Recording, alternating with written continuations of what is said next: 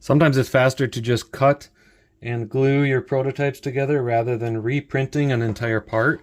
So here I'm modifying an FDM printed joystick that I want to exist as a real product.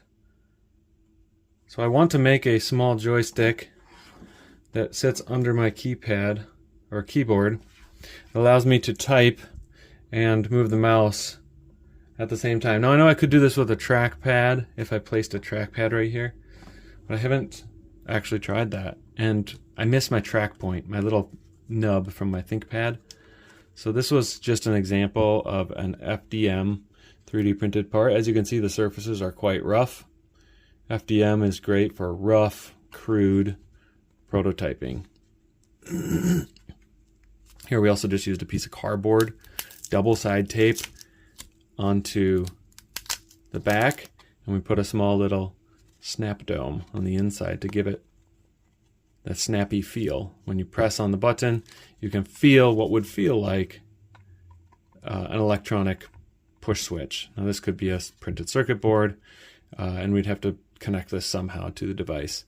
So this is just an example of kind of a rough and coarse prototype that has some of the features, maybe some of the aesthetic, and allows me to get close enough with some of my usability testing. When my idea gets more formed, I will switch to SLA 3D printing. SLA 3D printing is much finer feature details.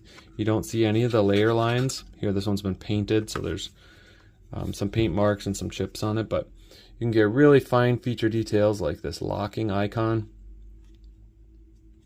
You can even paint in some of this texture, but a couple of aesthetic screws, a couple of really nice features to kind of mimic the screws on the other side.